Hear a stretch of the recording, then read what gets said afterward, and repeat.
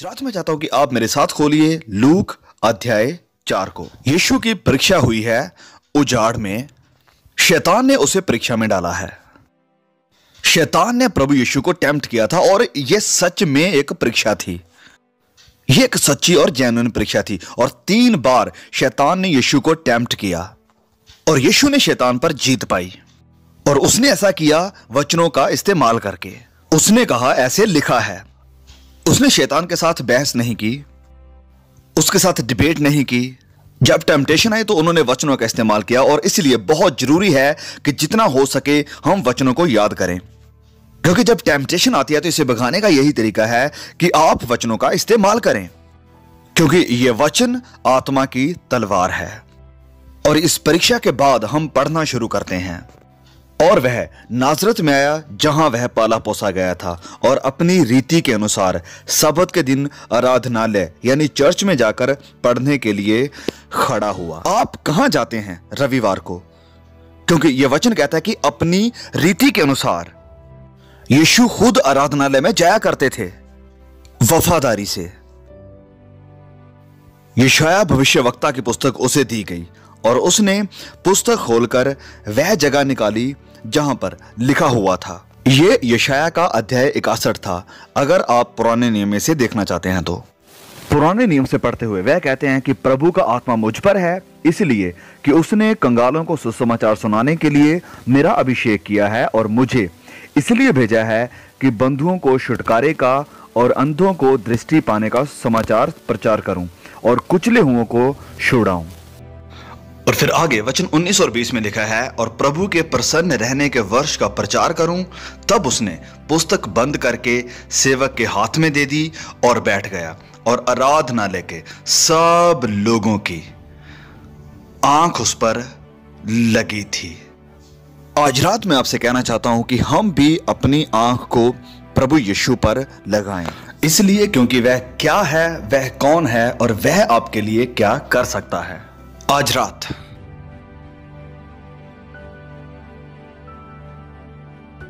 जब United Nations के secretary general retire हुए, उनके रिटायरमेंट पर बहुत बड़ी दावत दी गई और वह उन सारे लोगों के सामने खड़े हुआ जो पूरी दुनिया से आए हुए थे, क्योंकि वह राजनीतिक लीडर थे।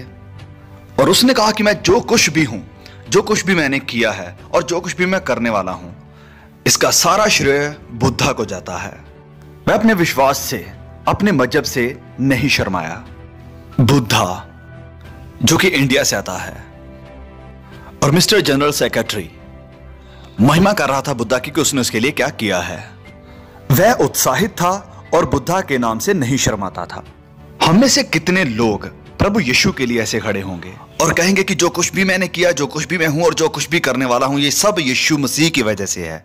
और या फिर हम मसीह के नाम से शर्माते हैं और या फिर हम डरपोक हैं यीशु के नाम के बारे में। जब हम इकट्ठे बैठ के किसी के साथ खाना खाते हैं, अपने स्कूल में या कहीं पर भी, या हमारे दफ्तर में, क्या हम मसीह यीशु के बारे में शांत हैं? उसे गर्व था कि वह सब लोगों के सामने खड़ा होकर कहे कि वह एक बुद्धिस्ट है। क्या आप खड़े होकर गर्व से कह सकते हैं कि मैं मसीही हूं? प्रभु यीशु कौन है? उसने क्या दावा किया है? जब राष्ट्रपति उद्घाटन के समय प्रचार करते हैं, लोगों को एड्रेस करते हैं, तो वह लोगों को अपने जिन्होंने वोट दिया है बताना चाहते हैं कि वह अपने कार्यकाल में क्या करने वाले हैं आने वाले अगले 4 सालों में। और यहां लूका अध्याय 4 में प्रभु यीशु ने अपनी सेवकाई का उद्घाटन किया है और उन्होंने शेष कारण बताया कि क्यों वह स्वर्ग को छोड़कर पृथ्वी पर आए हैं। सबसे पहला कारण उन्होंने बताया कि वह गरीबों को सुसमाचार सुनाने आए हैं। ये शब्द सुसमाचार का मतलब है एक अच्छी खबर। उसके कहने का मतलब था कि जो आत्मा में गरीब हैं और फिजिकली भी। उसने कहा कि मैं उनके लिए अच्छी खबर लेकर आया हूं। लोग अच्छी खबर को सुनना चाहते हैं। यीशु के पास अच्छी खबर है। उसने कहा कि मैं आपके लिए एक अच्छी खबर लेकर आया हूं। मैं आपको यह बताने के लिए आया हूं कि आपके दुख में, आपकी निराशा में मैं आपकी तसल्ली हूं। मैं आपकी आत्मा को बचाने के लिए आया हूं और आपको गारंटी देता हूं कि मरने के बाद आप सदा के आनंद में जाएंगे। और दूसरा कारण उन्होंने बताया कि वह टूटे हृदय वालों को चंगा करने के लिए आए हैं। आज रात यहां पर कितने लोग हैं जिनके हृदय टूटे हुए हैं? टूटे हृदय वाले कितने लोग स्क्रीन पर देख रहे हैं? कितने लोग हैं टूटे हृदय वाले अस्पतालों में। आज रात कितने लोग हैं मिडिल अफ्रीका से टूटे हृदय वाले। मेरा बेटा 1 या 2 दिन में यहां पर होगा। वह अफ्रीका के एक शहर में है जहां पर वह एक सेवकाई को चला रहे हैं, जहां पर गरीब बच्चों को, लोगों को खिलाया जाता है और मदद के लिए डॉक्टरों को लेकर जाते हैं। यह उसकी सेवकाई है। वह दुनिया में संकट के बीच एक जगह से दूसरी जगह जाता रहता है। अब वह अफ्रीका में है और वह ये कर रहा है। और घटनाएं जो वह बताता है, दुखों की, टूटे हृदय वाले लोगों की, परिवार जो बिखरे हुए हैं, पूरे गांव को मार दिया जाता है। कुछ लोग हैं कबीले वाले जो कि आपस में लड़ रहे हैं, लेकिन यह सिर्फ कबीले की लड़ाई ही नहीं रही, ये इससे भी परे जा चुकी है। और इस बीच लोग अच्छी खबर सुनना चाहते हैं। वह टूटे हृदय वालों को चंगा करने के लिए आया। और तीसरा यहां पर लिखा है कि वह बंधुओं के छुटकारे का प्रचार करने के लिए आया। वह मिला उन लोगों से जो बंधे हुए थे पाप से, बुरी आदतों से जो कि गलत हैं। उसने कहा, मैं आपकी मदद करूंगा कि आप उस हर बुरी आदत से छुटकारा पाएं जो कि गलत है। अगर आप चाहते हैं। न्यूज़पेपर हमें बताते हैं कत्ल के बारे में, बलात्कार के बारे में, हमलों के बारे में, लूट के बारे में, और हर साल ये बढ़ता ही जाता है। हम महसूस करते हैं और फिर हम सोचते हैं कि हम इसका करें क्या। और फिर नशे की प्रॉब्लम, ऐसी आदत जिसमें लोग फंसे हुए हैं। और चौथा, प्रभु यीशु ने कहा कि वह आया ताकि अंधों को दृष्टि दे। हाँ, हमने उन लोगों को देखा है जो कि अंधे हैं और अपनी लाठी यानी केन के साथ चलते हैं और अपना रास्ता ढूंढते और खोजते हैं ताकि उनका कहीं नुकसान ना हो, क्योंकि वह अंधे हैं शारीरिक तौर पर। यीशु बात कर रहे थे आत्मिक तौर पर। हम में से यहां पर बहुत से लोग ऐसे हैं जिनके पास बेहतरीन शारीरिक दृष्टि है, लेकिन आत्मिक तौर पर हम पूरी तरह अंधे हैं। हम परमेश्वर की तरफ से अंधे हैं। हम अंधे हैं हमारे आसपास के लोगों की जरूरतों की तरफ से। जिन लोगों के पास घर नहीं है, हम उनकी तरफ भी अंधे हैं। हम अंधे हैं उन लोगों की तरफ जो दुख में हैं और जो दूसरी नस्ल से हैं, उनकी जरूरतों की तरफ भी कि हम उनके लिए क्या कर सकते हैं और मसीह का प्यार उन्हें दिखाएं। और पांचवां, प्रभु यीशु ने कहा कि वह इसलिए आया है ताकि कुचले हुओं को छुड़ाए। आज यहां पर कितने लोग हैं जो कुचले हुए हैं। आप कुचले गए हैं परिवार बिगड़ जाने के कारण। आप कुचले गए हैं परिवार में या आपके बिजनेस में मतभेद के द्वारा, या आपके काम या आपके पड़ोसी के द्वारा, और या फिर आप कुचले गए हैं क्योंकि किसी ने आपके बारे में कुछ गलत कहा है, या फिर आप जेलसी के द्वारा कुचले गए हैं। आप कुचले गए हैं। प्रभु यीशु ने कहा, मैं उन्हें छुड़ाने के लिए आया हूं जो कुचले हुए हैं। और सब लोगों की आंखें जो उस आराधनालय में थे उसकी तरफ थी। और आज रात मैं चाहता हूं कि आप अपनी आंखें उसकी तरफ लगाएं। और फिर कुछ बातें हैं जो मैं चाहता हूं कि आप यीशु के बारे में देखें। उसने हमारे दुख को छुआ नहीं और ना उसे जिंदगी दी जो हमने सोचा था कि हमारे अंदर मर चुका है। तरस यानी कंपैशन एक शब्द है जिसका अक्सर इस्तेमाल होता है, लेकिन बहुत से लोग इसे नहीं समझते हैं। कंपैशन का मतलब है कि हम उस व्यक्ति के साथ दुखी होते हैं। यह सिर्फ हमारे मन में नहीं है वरन ये शारीरिक है। और इसका मतलब है कि हम सिर्फ उस व्यक्ति के लिए सॉरी ही नहीं हैं, वरन हम उसके लिए कुछ करने के लिए भी तैयार हैं, उसकी मदद के लिए तैयार हैं। दया और कंपैशन तभी संपूर्ण होते हैं जब भावनाओं के साथ कार्य मतलब मदद करने के लिए भी प्रकट होता है। मैंने एक कार्टून चैनल पर देखा कि एक व्यक्ति बहुत ही गहरे कुएं में गिर गया था और एक दूसरे व्यक्ति ने उसकी तरफ रस्सी फेंकी। तो कुएं में गिरे व्यक्ति ने कहा कि रस्सी के लिए शुक्रिया, लेकिन ये इससे भी और हेल्पफुल होगा अगर आप इस रस्सी के दूसरे हिस्से को पकड़ कर रखते हैं। तो परमेश्वर सिर्फ रस्सी को ही नहीं फेंकते हैं, वरन वह दूसरे हिस्से को पकड़ कर रखते हैं और ऊपर खींचते हैं। वह आपको ऊपर खींचेंगे आप किसी भी कुएं में हैं तो, जिससे आप खुद ऊपर नहीं आ सकते।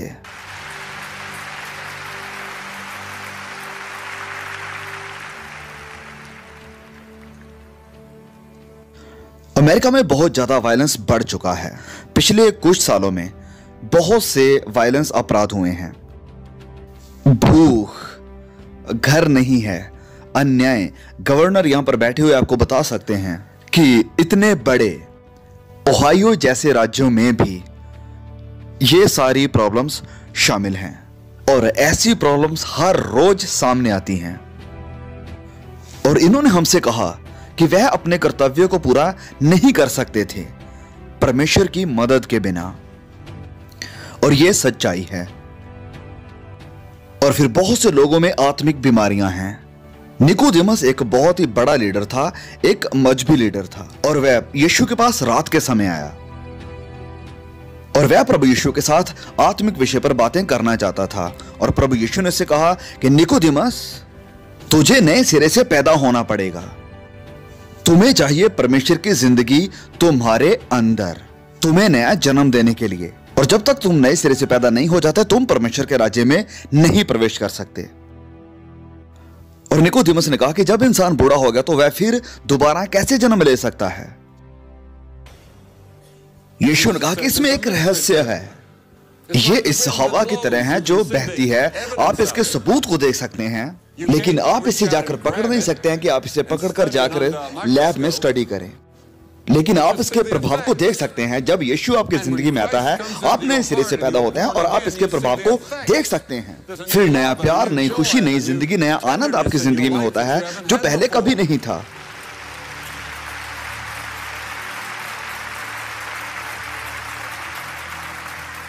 और वह आपके गिल्ट को भी हटा सकता है। और वह आज रात आपको एश्योरेंस देते हैं कि मरने के बाद आप स्वर्ग में जाएंगे।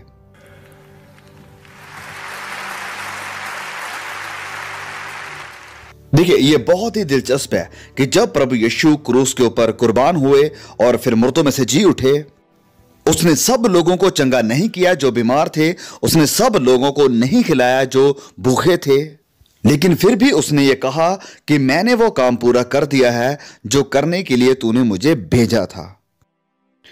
प्रभु यीशु ने कहा कि जंगली बीज और गेहूं एक साथ बढ़ेंगे। दूसरे शब्दों में कहें तो यीशु ने कहा कि बुराई बहुत तेजी से बढ़ेगी और सच्चाई बहुत कड़वी होती जाएगी, और ये दोनों एक साथ बढ़ेंगे। और फिर उसने कहा कि तब अंत आ जाएगा। और ये अंत प्रभु यीशु की शिक्षा में अंत है इस पीढ़ी का, और एक नया राज्य आ जाएगा और हम एक नए राज्य में प्रवेश करेंगे। प्रभु यीशु दोबारा वापस आएंगे एक शांति के राजकुमार के रूप में।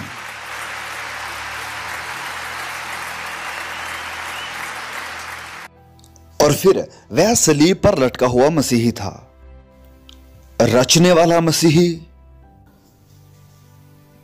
तरस करने वाला मसीही और क्रूस पर लटका हुआ मसीही। आज कोई भी जीवित व्यक्ति नहीं समझ सकता है कि क्रूस क्या थी। क्रूस के द्वारा मृत्यु बहुत ही धीरे और भयंकर थी, जिसके ऊपर कई बार घंटे और दिन भी लग सकते थे अपराधी को मरने के लिए। बेइज्जती, लानत, शर्मिंदगी उसके ऊपर लाई गई। और जब उन्होंने उसका मजाक उड़ाया और उसने कहा कि क्या तुम नहीं जानते कि मैं अगर अपने पिता से विनती करूं तो वह भेज सकता है स्वर्गदूतों की पलटन को मुझे बचाने के लिए। लेकिन उसने ऐसा क्यों नहीं किया? क्यों वह क्रूस पर लटका रहा? क्यों वह मरा? यह उसके अपने पापों के कारण नहीं था। उसने व्यवस्था के किसी भी कानून को नहीं तोड़ा था। उसने कोई अपराध नहीं किया था। वह मरा आपके स्थान पर, वह मेरे स्थान पर मरा, क्योंकि बाइबल कहती है कि आप और मैं अपराधी हैं, पापी हैं। हमने परमेश्वर के कानूनों को तोड़ा है। मैंने कानूनों को तोड़ा है, परमेश्वर के कानून, 10 आज्ञाएं, पहाड़ी उपदेश, और मैंने पहाड़ी उपदेश के अनुसार अपनी जिंदगी को नहीं गुजारा है, और ना ही मैंने सारी आज्ञाओं को माना है। और बाइबल कहती है कि अगर आपने एक आज्ञा को तोड़ा है तो आपने सारी व्यवस्था को तोड़ा है, और मैं परमेश्वर की नजरों में सारी आज्ञाओं को तोड़ने का दोषी हूं, और ऐसे ही आप भी हैं। और नतीजा है इस व्यवस्था को तोड़ने का मृत्यु। सिर्फ ये शारीरिक मौत ही नहीं जो हम देखते हैं। जिंदगी बहुत ही छोटी है। किसी ने मुझसे पूछा कि आपकी जिंदगी का सबसे बड़ा सरप्राइज क्या था? मैंने कहा जिंदगी का छोटापन, क्योंकि मैंने कभी नहीं सोचा था कि जिंदगी इतनी छोटी है। ऐसा लगता है कि जैसे कल ही की बात है कि मैं एक लड़का था और अब यहां पर कितने साल बीत चुके हैं, और एक पाप जिसे परमेश्वर क्षमा नहीं कर सकता है। सोचकर देखिए, वह इस पाप को माफ नहीं कर सकता है। वह इस पाप को माफ नहीं कर सकता है कि आप यीशु को नीचा दिखाएं या उससे दूर जाएं। अगर आप यीशु को ना कहते हैं तो वह आपको माफ नहीं कर सकता है, क्योंकि यही है परमेश्वर के राज्य में जाने का रास्ता यीशु की क्रूस के द्वारा। हर इंसान जो क्रूस के पास नहीं आता है और उस शरण स्थान के पास नहीं आता जो परमेश्वर ने दिया है, उसका विनाश होगा। और फिर वह जयवंत हुआ मसीहा है, जिसका मतलब है कि वह मुर्दों में से जिंदा हुआ है। वह क्रूस पर लटका नहीं रहा और उसने मौत पर जीत पाई और आज रात वह जिंदा है। वह हमारा जिंदा मसीहा है।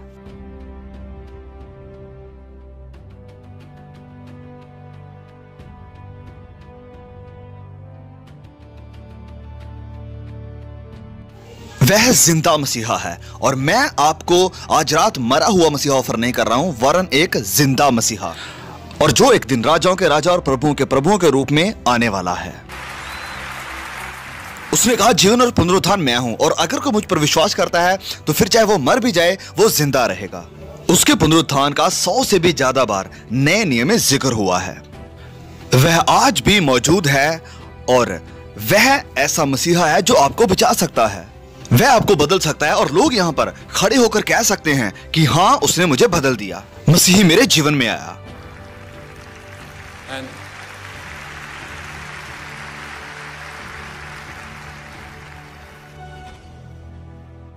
और फिर आखिर में वह आने वाला मसीहा है। प्रभु यीशु ने कहा कि मैं दोबारा फिर वापस आऊंगा। वचन में लिखा है, क्योंकि जिस घड़ी के विषय में तुम सोचते भी नहीं हो, उसी घड़ी मनुष्य का पुत्र आ जाएगा और वह बादलों पर आएगा और हर आंख उसे देखेगी। आप इसे महसूस कर सकते हैं और मैं भी इसे महसूस कर सकता हूं कि यह पूरा संसार एक क्लाइमैक्स की तरफ जा रहा है, और वह क्लाइमैक्स है मसीही यीशु। और वह अपने सिंहासन पर बैठेगा और वह हुकूमत करेगा।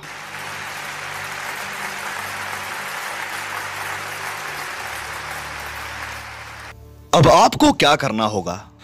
तो 3 बातें हैं जो आपको जरूर करनी होंगी, और आज रात ही ये करें, इंतजार मत करिए, क्योंकि हो सकता है कि ऐसा समय आपके पास फिर कभी ना हो। तो सबसे पहले आपको पश्चाताप करना होगा। मन फिराओ और लौट आओ कि तुम्हारे पाप मिटाए जाएं। वचन में यूं लिखा है कि अब हर जगह मनुष्यों को परमेश्वर मन फिराने की आज्ञा देता है। मन फिराने का मतलब है कि आई एम सॉरी कि मैंने पाप किया है, मैं पाप से मुड़ने और एक नई दिशा में जाने के लिए तैयार हूं।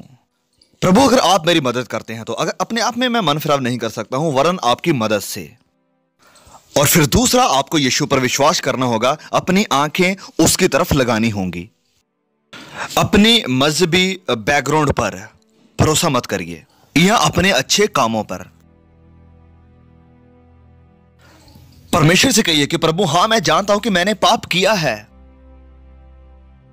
आप शायद चर्च के लीडर हो सकते हैं और या फिर चर्च के सेवक भी। आप चर्च के बिशप भी हो सकते हैं। मेरे पास कभी कभी बिशप भी आते हैं प्राइवेटली और कहते हैं कि हमें विश्वास नहीं है कि हम परमेश्वर से मिलेंगे, हमारे लिए प्रार्थना कीजिए। आप चर्च में सेवादार हो सकते हैं या एक लीडर भी हो सकते हैं, और ऐसा हो सकता है कि आप मसीह को ना जानते हो। आज इस जगह को छोड़ने से पहले आप उसे जान सकते हैं। आप जान सकते हैं कि आपके पाप माफ हो चुके हैं। मैं आपसे आज कहता हूं कि आप ये कमिटमेंट जरूर करें। आप जान सकते हैं कि अगर आप मर जाएं तो आप स्वर्ग में जाएंगे। आज रात आप यहां पर एक्सीडेंटली नहीं आए हैं। देखिए, परमेश्वर आपको यहां पर अपनी योजना के तहत लेकर आए हैं ताकि आप जान सकें कि सुसमाचार क्या है। मैं आज कहना चाहता हूं कि आप अपनी जगह पर खड़े हो जाइए, जैसे हम हर रोज देखते हैं बहुत सी जगहों पर लोगों को खड़े होते।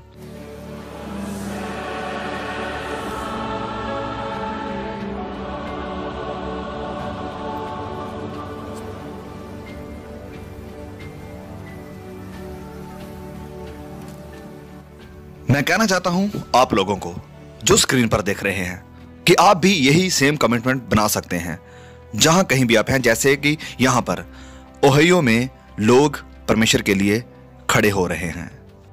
आप मसीह यीशु को आज यस कह सकते हैं।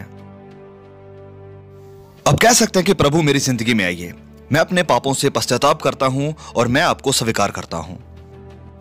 और वह आपकी जिंदगी में आएंगे जहां कहीं भी आप हैं, जिस भी जगह में, जिस भी राज्य में, जिस भी गांव में, जिस भी खेत में, जिस भी ऑफिस में, जिस भी कमरे में हैं आप। परमेश्वर आपकी सुनेंगे और आपको क्षमा करेंगे। May God bless you.